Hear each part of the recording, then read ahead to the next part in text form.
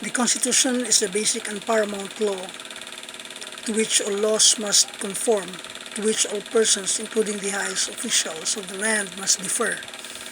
No act shall be valid, however noble its intentions, if it conflicts with the Constitution. The Constitution must be upheld as long that it hasn't been changed by the sovereign people, lest its disregard result to the usurpation of the majesty of laws by the pretenders to illegitimate power.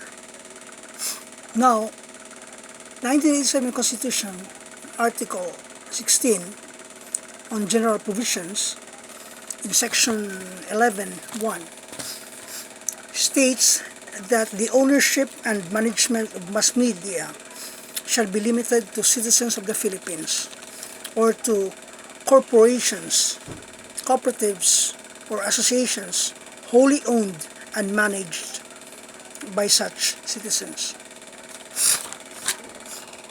While it is clear, based on the previous hearings, that the owner of ABS-CBN, Sir Lopez, has been stopped from being a U.S. citizen, and at the same time he is the owner of ABS-CBN and now is applying for a franchise before the Congress. So aside from the issue of citizenship, of course, there are also other issues with regard to tax evasion or tax schemes that we can say that it is disadvantageous to the Philippine government. Also, based on the cases pending before the labor, that it shows that ABS-CBN has been, say,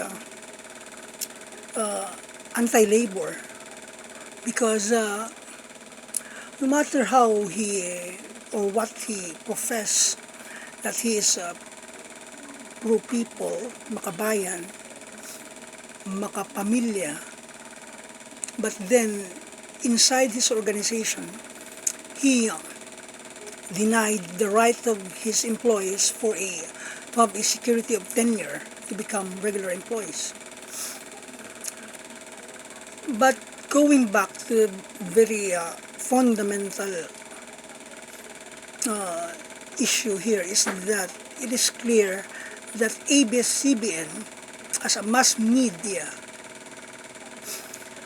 cannot be allowed to operate because of the issue of citizenship. Now, if Congress will approve or will vote in favor of ABS-CBN, giving it a chance, I think it would be an expediency. It would be expedient to the Constitution. That is why we have Republic Act 7925, which is the Public Telecommunications Act, an act to promote and govern the development of Philippine telecommunications and the delivery of public telecommunication services, and other acts similar therewith, which we can say that ABS-CBN had been violating by going around the laws, like for example providing a company, a dummy company that would siphon its or that would keep its real tax obligations to the Philippines. For me, there is no reason that ABS-CBN shall be given a franchise. And ABS-CBN, no matter what, whether they will be allowed to air or not allowed by Congress, first, they should pay all the taxes that they should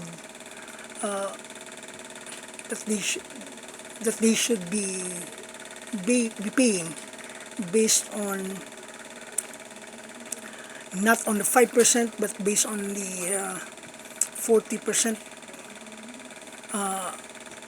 income tax, or and Big Dipper also, if